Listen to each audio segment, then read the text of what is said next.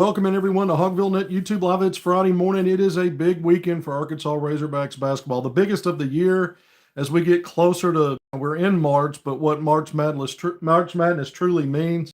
In fact, it's the end of the regular season this weekend for college basketball teams, and then it'll be conference tournaments. Recruiting is at a fever pitch right now at Arkansas, especially this weekend for the class of 2025 high school. A lot of that, most of it's out of the way in the early period, but you've got some big business this weekend with a big visitor, and we're going to talk about that first. We are going to get to some scheduling news as well that came out yesterday, which is, one of those headline makers when you start talking regular season schedule, especially those made for TV, non-conference November, December kind of games. And then we're going to talk about Arkansas, Mississippi State and that matchup. And then we're going to also talk bubble talk, as Joe Lenardi again updated his bracketology today. It's a daily and sometimes multiple times a day thing now because of where we are in the season. But once again, thank you for joining me on HogvilleNET YouTube Live. I'm Kevin McPherson. Let's get right to it. I've got a little intel for you on Ament, the 2025 five-star national number 3, according to On3 Sports, 6'9" combo forward, a Highland School in Virginia. We know Calipari's been out to see him so many times out in Virginia. The last time that I'm aware that he went out, he took Chen Coleman and Kenny Payne with him, the two associate head coaches. And now Nate Ament's returning the favor. He's going to visit Arkansas. In fact, I'm told he will arrive today. The plan is he gets in today. And so I'm also told to expect several things. He's going to, whatever form, because Arkansas has an early tip tomorrow on Saturday at 11 a.m. against Mississippi State, whatever version of a scale down practice or shoot around Arkansas has Ament, should he make it as planned on time as planned, should be able to attend that. We'll be in the Performance Center. When Arkansas hosts Mississippi State, he'll obviously be inside Bud Walton Arena for that, but he'll be on Nolan Richardson Court as well. He'll be out there and watching Arkansas go through warm-ups, pregame preps, those kind of things, and he'll be throughout Bud Walton Arena where Arkansas, where the team, locker room, all that stuff, all of that will be at his disposal. So there's some intel for you about arrival today. That's as far as I can go with that. I've not been green lighted at this point in talking about exact time of arrival. If it's out there, if it's leaked out there, so be it. I'm not going to leak it, but I will tell you he's expected to arrive today. So Nate Ament, again, third-ranked player in the country at 6'9". He's arguably the most versatile offensive player in this class. I mean, there's different player comparisons. The one I like is Michael Porter Jr. I've heard Kevin Durant. I mean, it's build-wise, some of the skill stuff. It's not out of the realm to throw that one around as well. But he's the kind of guy that gives you a lot of lineup versatility, a lot of matchup versatility. And you understand why, not only because of how highly valued he is and rated, but he's also a guy that's projected as a top 5 pick in the 2026 NBA draft, potentially the number 1 overall guy. Let's see how much strength he adds, where his development goes.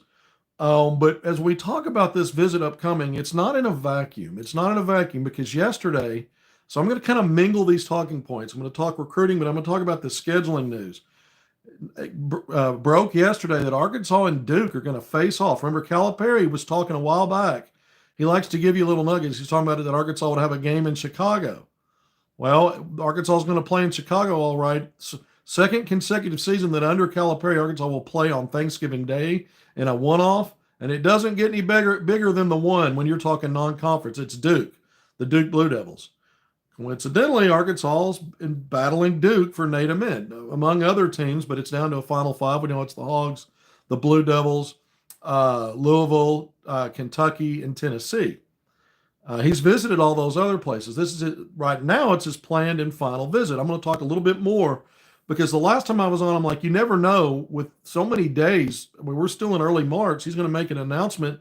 As it stands now, he intends to announce on April 1st the McDonald's All-American game. And so that's a ways off. And I said the last time we were on, I guess he could always let another team jump in and entertain the idea that maybe he would go take another visit. I'm going to talk a little bit more about that. But the reason I bring up right now the Arkansas Duke matchup and that getting out there, it's real simple. That this is a real simple thing here. It's John Calipari and his gravitas. He's the hog father for a reason. I mean, this is the kind of guy that can make these kind of matchups. And we're so used to seeing those matchups for 15 years when he was at Kentucky, and it was Kentucky, Duke, or whoever in these big time games. He comes to Arkansas. He said he was just moving the headquarters. Well, you look at recruiting, and what he's done so far. In his first class, top 5 rated both high school and portal, a top 5 rated high school class, and it's technically what will be his second. Is his first true Arkansas high school class when you look at it from the standpoint of those guys were committed to Kentucky and followed him over. I mean, what's the difference? They're committing to Calipari no matter where he is. That's the point. But I bring all this up to say when you make these kind of matchups and it gets announced on the heels of bringing in Nate Ament, that's just one more thing you could say, look, you want to play against the best? The SEC is the best league, and we're playing Duke, a team that's recruiting you. I mean, and this has got John Calipari, this matchup's got John Calipari written all over it. Let's look at what Duke has in its early recruiting cycle. Arkansas's got a top 5 class. I mentioned that. We know it. Darius Afkov Jr., Malik Thomas, Isaiah Seeley. Well, Duke's got a class that's technically rated higher. The Boozer twins, Sheldon Henderson, another 5-star, another 5-star player, I think a frontline player. So 3 or 4 5-stars at minimum for Duke right now. Arkansas's got a couple, both of them rated top 10. But when we look at the impact of the transfer portal and how that's the big talking point now around college basketball, it's not that there aren't great freshmen, but it's about what players did you retain and who did you get out of the portal. This will be one of those matchups that's going to basically highlight a bunch of McDonald's All-Americans.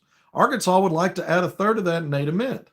And when I look at it the way the freshman that he's brought in, Calipari, you're talking mostly backcourt wing. And even though Nate Ament projects as a jumbo wing or a 3-4 combo, he's definitely a 3-4 combo at the college level. I think he'll even potentially be a 3-4 combo at the NBA level. He'll certainly be a big wing, small ball lineups. If they add strength, I think at that level, he'll be able to be on the floor with 3 other perimeter type players. And the way the game's played now, the big men are even sometimes considered stretch 5s and perimeter type players and a lot of 5 out. But at Arkansas, certainly in the way that situation structured, you're going to see him on the floor with 3 other guards / wings and a big man. And there'll be times when Arkansas runs 2 bigs out and he's your big wing. So it's kind of like with a Due Theroux, not the same kind of player, but positionally he brings that lineup versatility. But again, the visit, he's supposed to arrive today. I don't know when officially the visit tips off or kicks off, but he's expected to arrive today. And I mentioned some of the things he'll be doing. And certainly Arkansas is trying to put its best foot forward. But John Calipari is able to show him, look at the kind of marquee matchups. You're going to, if you play in the SEC, now this is a guy from Virginia. He's in ACC country. And Duke and Louisville, 2 ACC teams, are thought to be the leaders, one or the other. He's been on the record. I'm about to drop an article here after we wrap this up today. I'm going to have a Nate Ament article that I'm going to put out, and I'm going to be updating it through the weekend as I get details. So you're going to have an article with updates that keep going. But the article, he's on the record recently when he cut his list of 5, and he spoke about all 5 teams. He spoke about Calipari in Arkansas. And in that interview done by Swiss Cultures, it was a good interview. When he talked about Arkansas, he said, they've been just kind of a bit late into the recruitment, in his recruitment. But then I immediately transitioned from those quotes from that interview, and I remind everybody, hey, look, I saw this guy back in May of 2024 in Texas. Arkansas had just been on the job. Calipari just started. He'd been there 3 or 4 weeks, and already they'd been in touch with him and in contact with him because he told me in that interview. So I pulled quotes from that. So I really went through in this article. Again, it'll be published here shortly this morning, and then I'm going to hit the road for Northwest Arkansas. It's a big weekend, man. I'm going to be up there. I'm going to be up there throughout the weekend. But I'm in the 501. I'll give some qualification for that. I'm coming from Little Rock up to Fayetteville, if you didn't know that already. But So Calipari had already been recruiting Ament. And at that time, he was ranked, I think, 18th, still a 5-star. Now he's third rated by On3 Sports. Everybody else has him fourth. So what? Top 5 5-star. And I kind of explained why. I've talked a lot about him and what he brings to the table. The NIL part of it is probably the biggest part of it. This may end up being highest bidder. I've reported with you guys with good source information that people think that his camp, his representation's trying to drive this up, maybe to a $3 million purse. We'll see if it gets there. We'll see what reality it is, and we'll see if it is on the way there or exceed that or come up just short or wherever it is. Where is Arkansas willing to go with it? Because they can be the front runner. Arkansas, if it chooses, if Calipari wants to, Arkansas can be the highest bidder. That's not going to be an issue. The issue that turns into what kind of NIL money are you going to need, and where do you want your NIL to go? How much do you want to spread around for retention, and what does that look like? We're not quite there yet. We're not quite sure what Arkansas is going to do in terms of who they want to keep and who's willing to stay. And then what they want to get out of the portal based on that, and already knowing what they're getting out of the high school ranks. And Nate Ament may very well be worth, more money than Arkansas's dished out for anybody so far in the first recruiting class under Calipari, and it may turn out to be something like that. The fact that he's still all in and taking associate head coaches on the road with him and bringing this young man in at this stage in his recruitment tells us that whatever he thinks the price tag is, it's not too steep.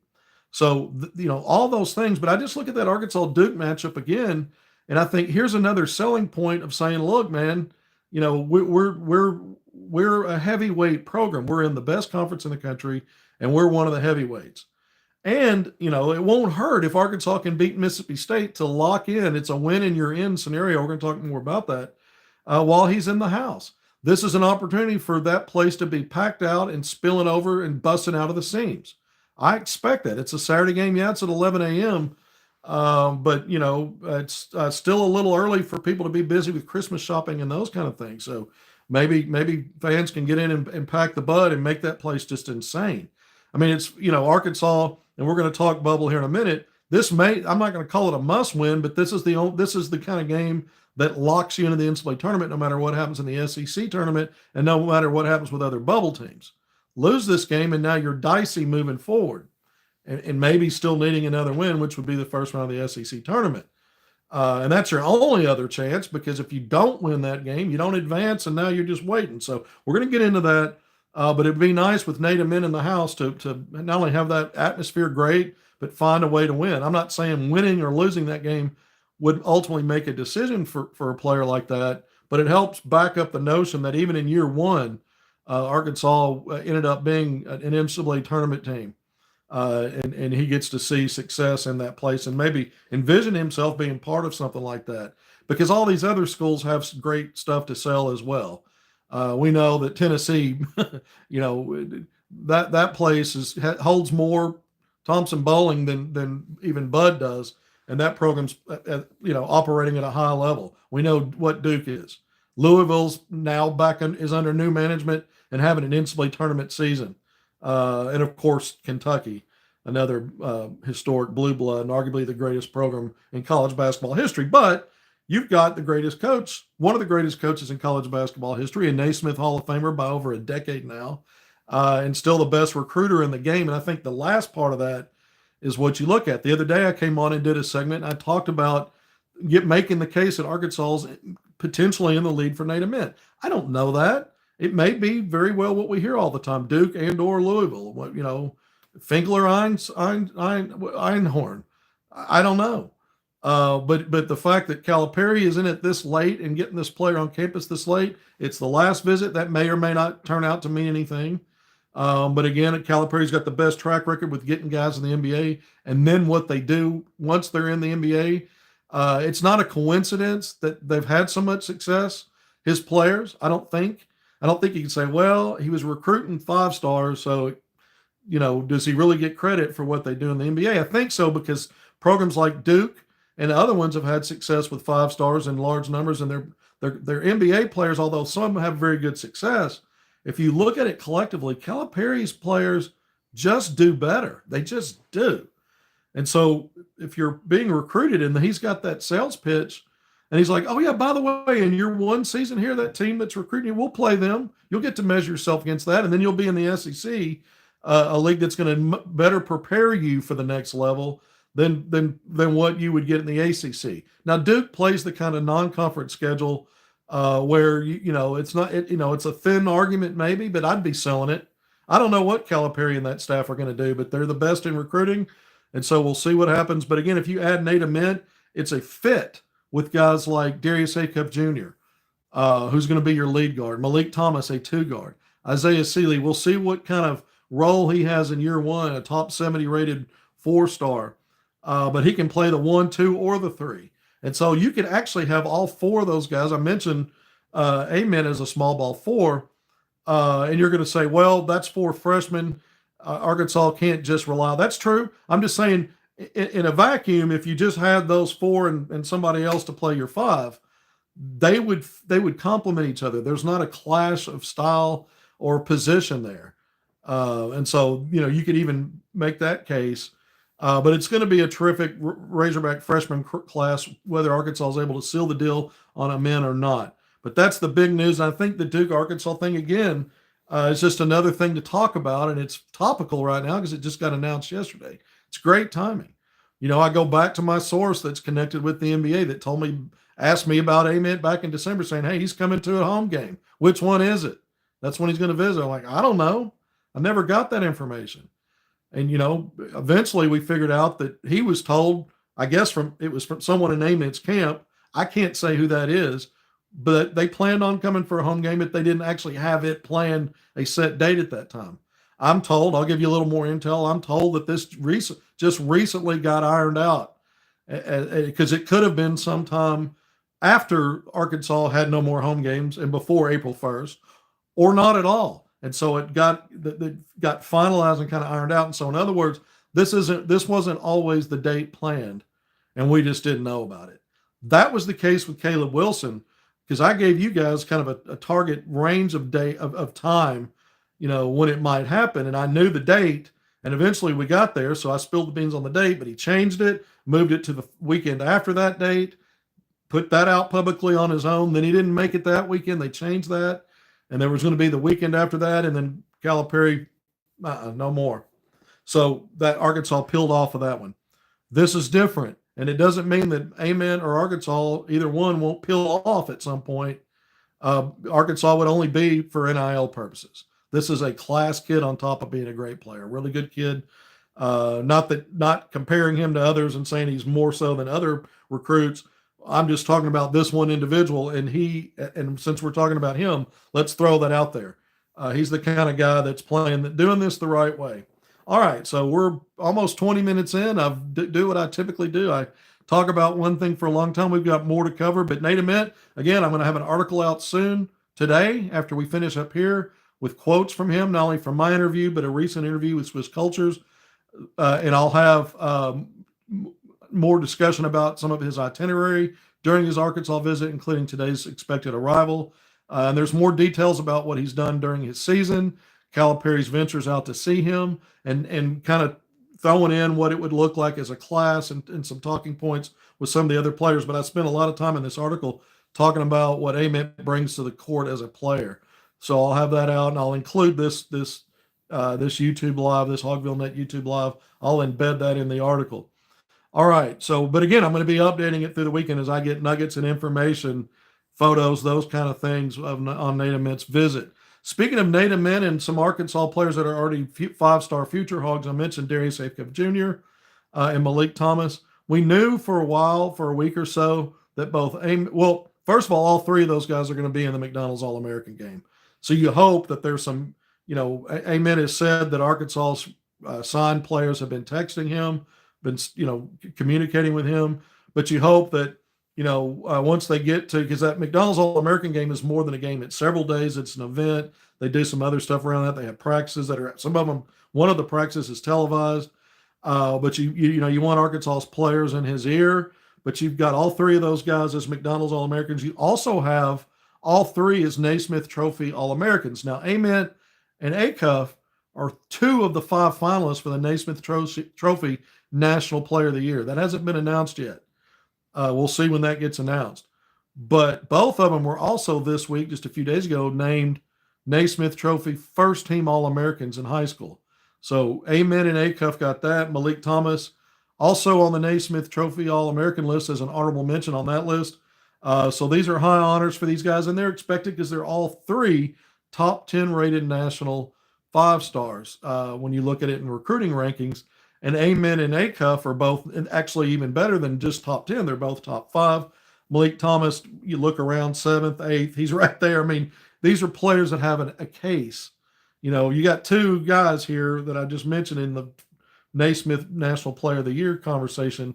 So they're got a case for I'm the best player in the country. And man, what a class that would be if you add Nate Ament. Again, going back to Arkansas Duke, it's being billed as it's Thanksgiving Day, November 27th. Now shifting gears into this game, the CBS Thanksgiving Basketball Classic. It's what's being called. 7 p.m. Central Time tip. It'll be on CBS, national televised game. We know it's feast week, a lot of basketball to pick from, but Arkansas Duke in prime time, 7 p.m. Central Time, November 27th. It'll be live streamed on Paramount Plus.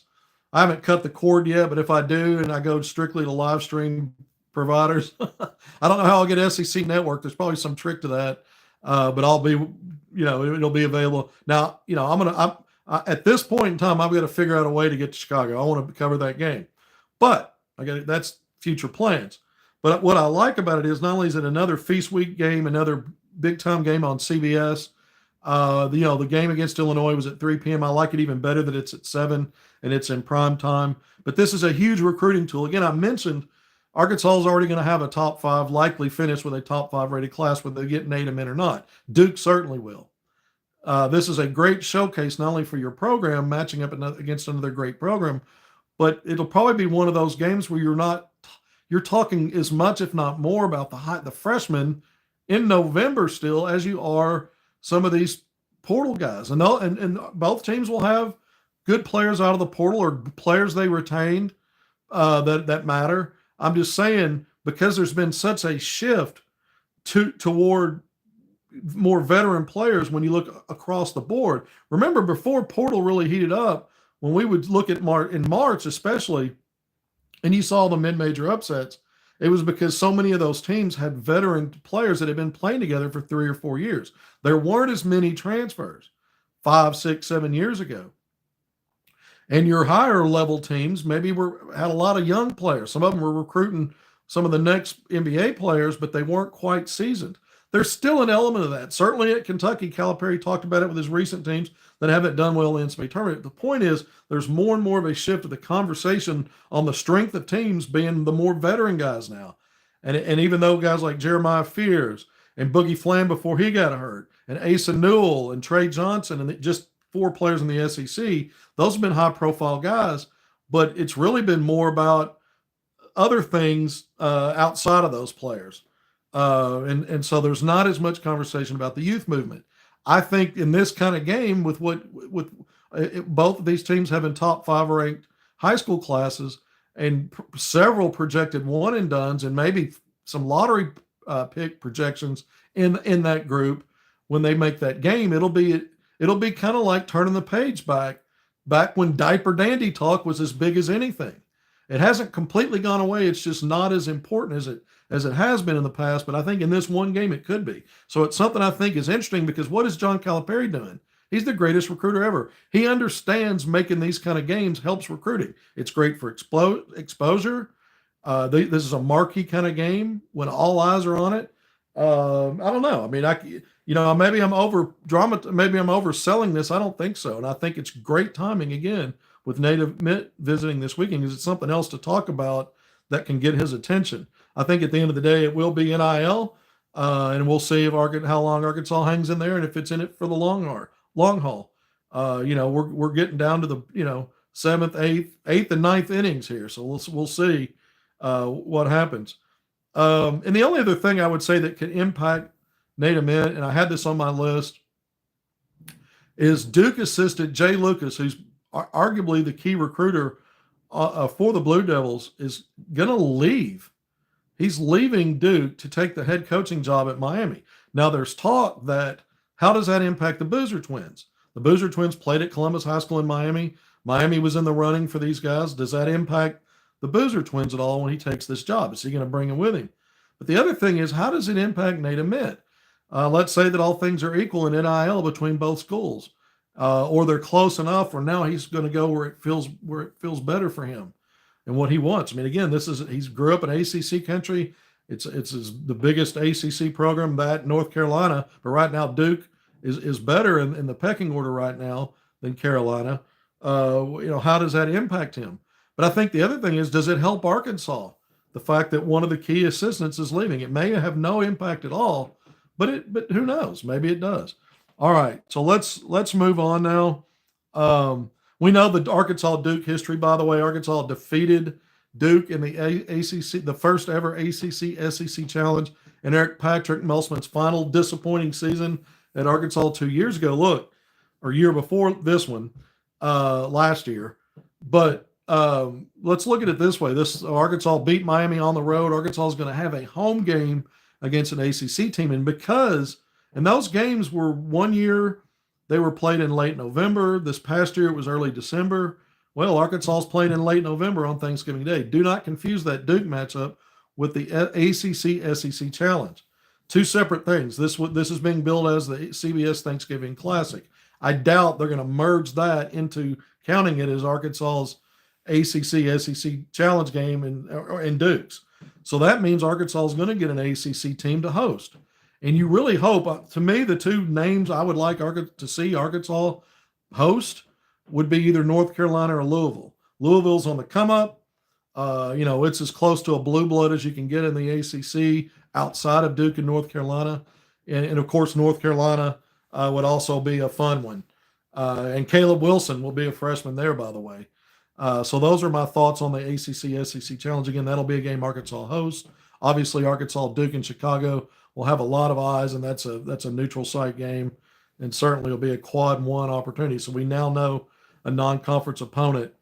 And we know the history. Again, Arkansas beat Duke 2 years ago, season before last season. This one almost feels like it's not over yet, so I guess we call it current. But Arkansas, we know, lost in an Elite Eight, the second Elite Eight team under Musselman. And that Duke team ended up losing in the next game in the Final Four to North Carolina. And that was Mike Krzyzewski's final game at Duke. Arkansas beat Duke for the 93-94 national championship. So outside of the Calipari dynamic and where these teams are now in the present, there's a great history here with these two teams and the limited amount of games they played. When you look at it historically, Arkansas's Elite Eight team under Nolan Richardson in 90-91 defeated Duke in the semifinals of the preseason NIT tournament in New York City.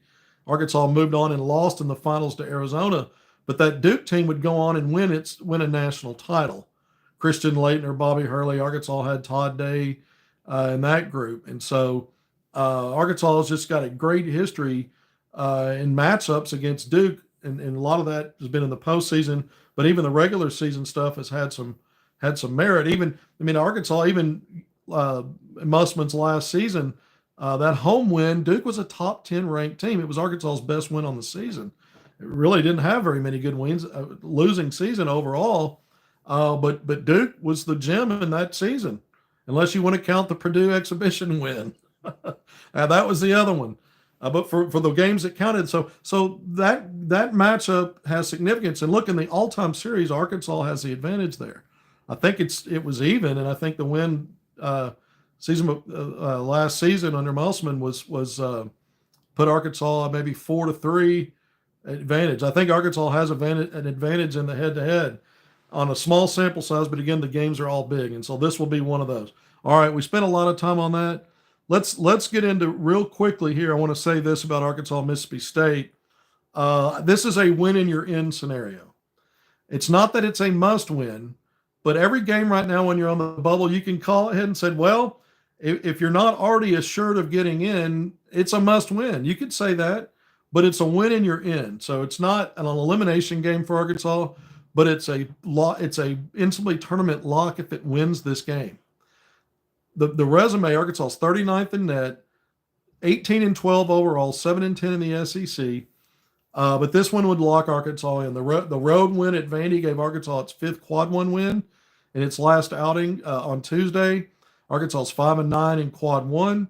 Mississippi State ranked 33rd in net, Arkansas 39th. So this is a quad two result for Arkansas. It'll be quad one for Mississippi State, quad two for Arkansas. Mississippi State's 20-10 and 8-9 in the SEC. And it's a team that's already projected in.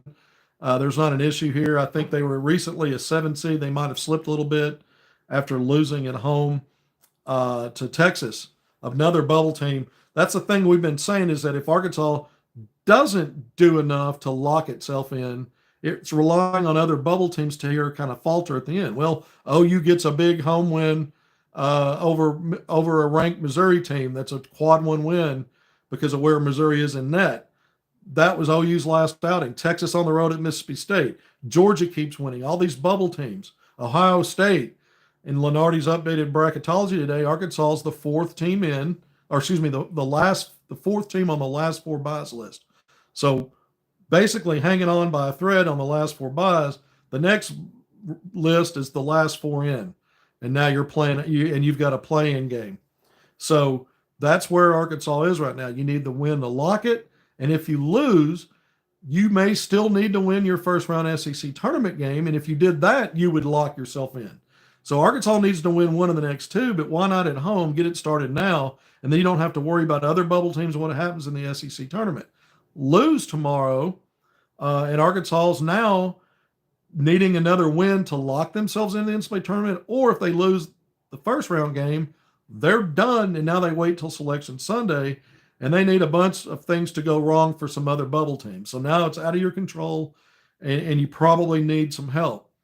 So what have I always said? I said if Arkansas got to 7-11, the Razorbacks would be projected into the NCAA tournament going into the SEC tournament. I still believe that. So what I'm saying is if you lose to Mississippi State tomorrow, I still think no matter what other bubble teams do, Arkansas will be on the last 4 in list somewhere, maybe at the bottom of it, but they'd be still projected in going into the SEC tournament. That's why you probably still need a win to lock yourself in, because if you don't win that game and other teams are doing better, you may just drop off that last 4 in list. That's why I've always said 8-10's, you get to 8-10, that's the threshold for a lock. 7-11 might be enough. It'll certainly be enough to be, I think, projected in going into the SEC tournament, but then you're still at the mercy of what other bubble teams are doing. And I'll go through some of those bubble teams. Let's do that now. I mean, again, Arkansas kind of laid out what needs to happen here. And I went through the quad one results for Arkansas 5-9. Those 5 quad one wins, 4 of those are away from home. 3 of them are true road games, now counting the Vandy win. That's a big deal. The fact that Kentucky and Missouri are both ranked in the top 20 in net is a big deal. Michigan has fallen not only out of the top 20, but they're on a bit of a losing skid. I think they've lost 3 in a row. And I believe all of those have been at home. Michigan State, Illinois, and Maryland. And those are NCAA tournament teams, but it doesn't matter that they're NCAA tournament teams. It matters that Michigan's fallen down now outside of top 25 in net, still higher than 30. That was a neutral site win, so all they have to do is be ranked top 50. But it's hurting Arkansas a little bit, but it's still a quad one win away from home. Arkansas is 2-3 in quad two. So by beating Mississippi State, it assures Arkansas going into the SEC tournament of not having a losing record in the quad two games. That helps a little bit, certainly.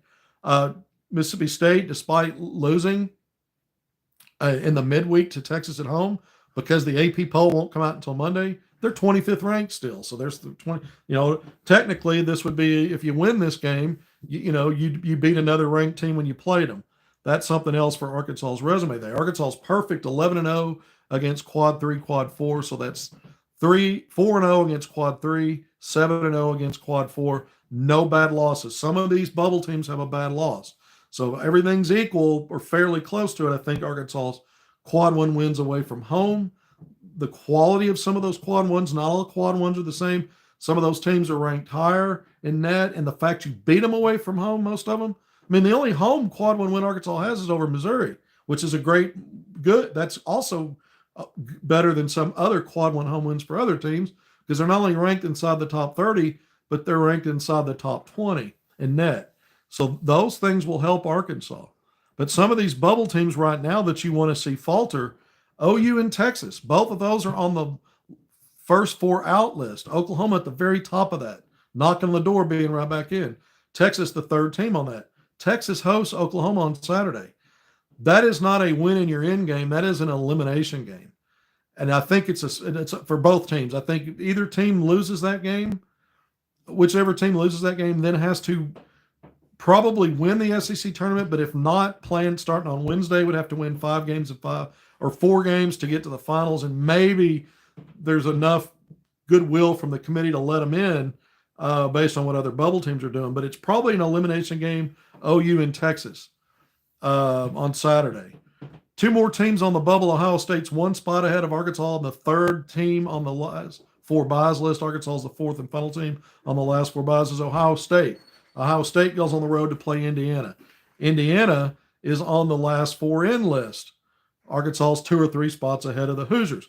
So Indiana hosts Ohio State. If it's an elimination game, it's probably an elimination game for Indiana playing at home.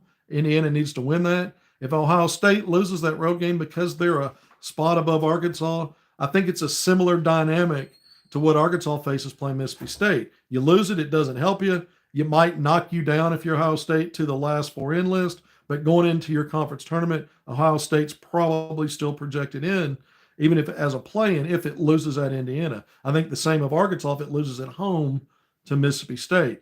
But still, when bubble teams are playing each other, that someone's got to lose that, and that helps Arkansas, even if the Razorbacks lose, because they're not going to lose any ground to some of these other bubble teams on Saturday. Other teams that Arkansas is battling on the bubble: Boise State, Xavier, North Carolina, San Diego State. So some of those teams are in the last 4 in. Some of those teams are in the next 4 out.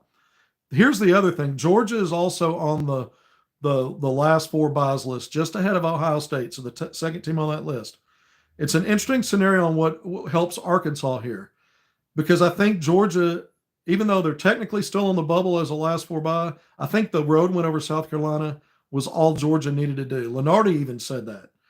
So even if Georgia loses at home to Vandy tomorrow, and then loses early in the SEC tournament, I think they're still going to get in.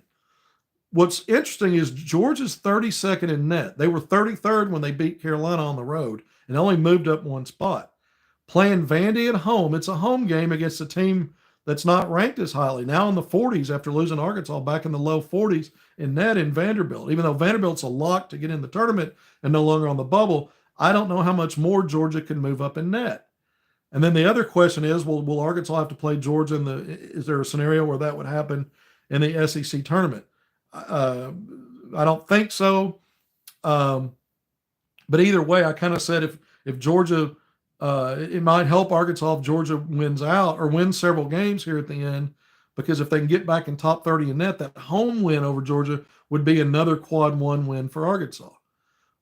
Conversely, if Georgia's already in and they don't need to win or lose anymore, or losing won't hurt them, it doesn't really help Arkansas if Georgia continues to lose, because that's not a bubble team that Arkansas could likely bump out.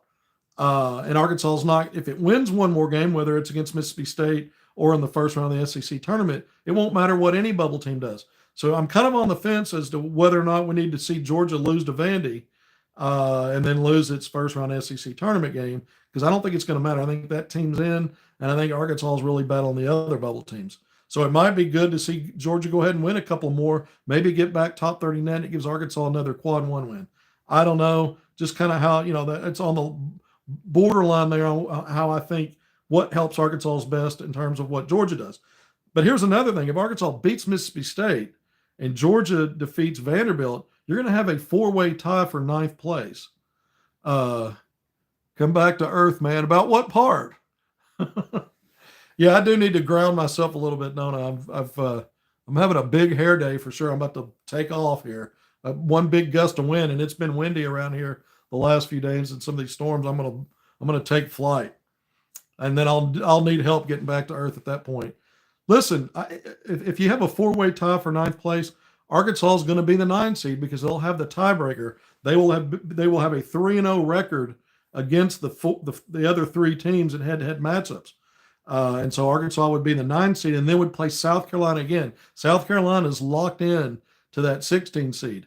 Only one game behind LSU, but let's say LSU lost on Saturday and South Carolina won its game. They'd be tied record-wise in the league. Won't matter. LSU won the head-to-head. So Carolina's locked in as the 16. The 9 will play that team at noon on Wednesday, the first round of the SEC tournament. So that's what happens if Arkansas beats Mississippi State and Georgia beats Vanderbilt. All four of those teams would then have an 8-10 final record. Arkansas is the 9 seed. There are scenarios, win or lose, and what Georgia and Vandy happens there, that could have Arkansas slot anywhere from 9 to 12th in that pecking order. And then, the other opponents you're probably going to see, depending upon where that landed for Arkansas, would either be LSU, Texas, or Oklahoma. And there may be, I don't know that there's a scenario where Arkansas would actually play Georgia because I don't think any of those teams could finish 13th, which means whoever finishes 12th would have to play somebody, either Texas or OU. So I think that's right. I don't think there's a pathway now for Arkansas and Georgia. I could be wrong about that. I'm just not that smart, but I don't think they'd meet in the first round of the SEC tournament. All right, so those are the stakes. That's what's on the line. Again, to simplify it, win in your inning, it's Mississippi State. If you lose that game, win your first round SEC tournament game, you're in. You're locked in the in-state tournament with one more win. Lose the next two tomorrow and then first round SEC tournament, you're probably going to need some help with other bubble teams faltering. I went through the list of teams: OU, Texas, Ohio State, Indiana, Boise, Xavier, North Carolina, San Diego State, and you would probably need 5 of those teams to kind of falter here at the end as well. So maybe that happened, maybe it doesn't. The best thing to do is just take care of business. Great atmosphere tomorrow, big time visitor. And look, Mississippi State reminds me a lot of A&M in certain ways. This is a team that's just very active. They get into you. They're not afraid to be physical. They're athletic. They got on their front line, on their wings. We can go through some of the names, but this is a team that's averaging 9.3 steals per game. That's 17th in Division I, 13 offensive rebounds. That was one of the A&M strengths. This is one of the strengths of this Mississippi State team. So they find ways to get you into live ball turnovers with those steals and get easy scores in transition. That takes possessions away from you and creates more possessions for them on offense and leads to easy scores. Offensive rebounds, again, it's like Texas A&M. That keeps you from, even if you have a good stand defensively early, throughout the clock, and you stop them, they miss a shot. If they get that offensive rebound, it resets the clock, or they get a putback, or you foul them, trying to keep them from doing it, and they go shoot free throws. Not a great free throw shooting team, under 70%. That's a weakness. Hogs need Thero. I'm going to close with him. We're about 45 minutes in. So this is a kind of team that's just pesky. They're just active. They're not as good under Chris Jans defensively as they have been, but they make plays on defense. I mentioned the steals and the live ball turnovers. They're forcing 13.5 turnovers on opponents. And what do we know about this Arkansas team? Self-inflicted wounds, and it shows up as glaring as anything in where? 2 places. Not having great defensive possessions, but can't close it out with a rebound, bumbling the ball, or turning the ball over. Unforced turnovers. And this is a team that's creating steals. You don't want to help them by having your self-inflicted, unforced, turnovers. And so this is a different matchup than Vanderbilt. Yes, this is a Mississippi State team that's not playing its best basketball this time of year, just lost at home to Texas. But every matchup's different. Every scenario is different. We've seen Arkansas be a better road team than at home. Who's to say Mississippi State can't repair itself from that home loss to Texas and come and be better on the road against Arkansas? So this is not going to be, no game has been easy for Arkansas in conference play. Maybe it looked like Vanderbilt was at times. Kentucky looked that way at times. Texas on the road at times. Arkansas had an 11-point lead at home against Missouri. That game wasn't easy getting to the finish line. But most of these games, you know what it is for Arkansas. find a way to win in the end. And Arkansas, again, when you look at it, the struggles the Hogs had at home, they were 2-4 through 6 home games. And then the last time they were at home, they won back-to-back games. I mentioned over Missouri. They finished that game without a Due Thero. They beat Texas in overtime, played the entire game without a Due Thero, because we know he's been out since he left the Missouri game late. And they'll be without him again. My understanding is he won't play tomorrow. Now, look, this is the last thing I want to wrap with. I do have some intel on a Due Thero. I brought you one source, which I've repeated over and over when I've talked about it. I did not have a second confirmation on it, but it was a source I trusted that said he's actually got a torn meniscus. Don't know the level or the severity of it, but he wouldn't return. There was never any talk of surgery being required for that. Usually you do have a knee scope to clean that up. That's technically a surgery. I've heard doctors, when I had those issues, say, well, it's not as invasive as a true surgery, a knee scope, unless it's doing more. I mean, they repair ACLs doing a knee scope as well, but just to clean up a meniscus, it's not considered major surgery. If you remember Arkansas men's basketball, the media release, when they did acknowledge a hyperextended left knee, they said they didn't think it was a major injury that would require surgery. So I don't know if that was getting around the being cute and not considering a knee scope the same as a surgery. I consider it the same thing, just at a not as invasive level. But either way, I don't know if he's going to have surgery or not. But I did get another source telling me that as far as they're concerned, even if they're the hyperextended knee, even if there is something going on with the meniscus, that they are still under the impression there is no surgery required for this. Now, look, Due Thero, his agent it's Clutch agency. It's Clutch. And so we saw how things, what happened with Nick Smith Jr. and his knee management and how he kept coming back to play. He never used that as an excuse to just focus on his pro career. I see him catch a lot of criticism because of the games he missed. But here's a guy that got hurt in the summer. He initially hurt the knee in the summer in Europe when Arkansas had that foreign tour, and he balled out over there. He comes back and tries to make it a go and gets hurt in practice. Flared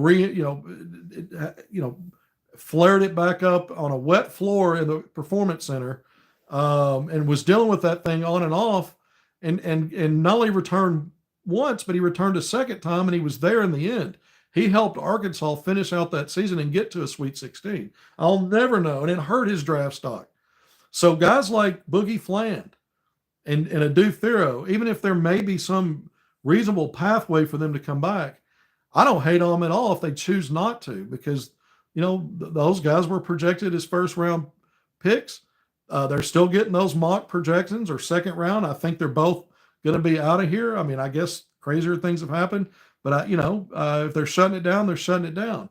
But this most recent source now is telling me they don't think that surgery's in the mix, and that there's still some hope that maybe a Due Thero returns. Whether that's the SEC tournament or NCAA tournament, I don't know. Again, the one source I had said, look, it's a torn meniscus. He's done for the year. And given the track record, again, with a Nick Smith, not just because it's at Arkansas, but, Clutch, if they shut him down, if that's part of the thinking there, it's understandable. And so, I'm not sure where this leads, other than I lean toward we won't see a Due Thero back based on the source that told me he's done. The one that I spoke to more recently, no time frame. It's kind of the same talking point as Arkansas, and we're running out of time here. So it just, again, depends on the severity. Did he have a scope or not? Is he planning one? That's something else that's happened. I've seen players play with meniscus issues, and then when the season's over, they get it. They have it dealt with and go and have the scope. It may not be advisable to do that, especially when you're trying to prepare for a draft. You need rest, and you need to figure out after the season is officially over, see how it goes, and are you going to need to do something about that before you go to a combine or something like that and start working out with teams. So there's all kinds of things that are in play here for a Due Thero to consider. And it may just very well be that there are no more considerations in terms of coming back. I think that's probably the case, that he's probably not coming back. But I leave open the possibility, and I think if I'm going to bring source information that says he's done, and I get more that maybe is a little bit different, leaves the door open, it's only fair I bring that, because it was a good source, another good source that I spoke with. about his situation more recently within the last 24 hours. So there it is. We'll see about Adu Thero moving forward. Again, don't expect to see him play tomorrow. SEC tournament, it's a quick, it's basically like having a midweek SEC game in the regular season. You play a Saturday game. Arkansas is going to fit. They're not going to be able to do better to get a bye into the Thursday games. They're going to play Wednesday. So it's basically, just like you'd be on a regular schedule. That's a pretty fast turnaround for a guy that's dealing with some of these issues. But this will be his fourth game to be out, and Arkansas is 2-1 without him, and 3-1. They've won 3 of their last 4 games. They finished without him against Missouri, and that was a tough final 6 minutes without him. All right, I really am going to wrap up now, but I think the big news is Nate Ament arrives today. Arkansas Duke announced for Thanksgiving Day for next season. I think that's big time for recruiting and to showcase the players you got and the freshmen you brought in, and maybe Nate Ament's part of that group. Mississippi State, I didn't really go through the players. I went through some of the team stuff. I mean, it's a team, again, that reminds me a lot of A&M about how active they are and how they just cause havoc for you, and then they attack that offensive glass. But we know Hubbard can go off for 30 any night. He's one of those guys that if he doesn't have a good first half, he can explode, have a big second half, or vice versa. That guard that's given Arkansas fits. Arkansas's lost the last 2 games in this series. But they've got other guys, Claudell Harris on the perimeter. They got Murphy on the front line. They got Cam Matthews, one of those veteran guys that Arkansas's 2 staffs ago, Mike Anderson recruited out of high school. He's been around that long, just a physical, big wing, kind of their version of Adu Thero. I mean, they got other pieces, other players, Riley Kugel, the Florida transfer. I mean, they've got 6, 7, 8 guys that are capable of giving you a double-figure scoring game, and they can be they've got personnel versatility similar to Texas A&M. Remember, Texas A&M played at least 10 guys, and at least 10 guys scored. And this is the team that has those kind of mix and match pieces that can come in and give you problems. All right, now I really am signing off. I like to say I'm going to and then don't, and then do. Thank you for joining me on HogvilleNET YouTube Live. I'm Kevin McPherson. Please hit subscribe, like, and share if you haven't already. I'll be back on for a post-game tomorrow. It will not be late night. It will be in the afternoon. I'll also be in Northwest Arkansas covering the 6A state tournament being played in Springdale. A lot of great talent. Springdale is the front runner to win and bring a state title back to Northwest Arkansas. So I'll be looking at future Hog Isaiah Seeley this next couple of days as well. So we got to have a busy weekend. And again, I'm going to have updates on Nate Ament that I'll add to an article that I'm about to publish before I hit the road. Thank you for being here. Can't wait till I see you again and get back on here. Until then, take care. See you soon.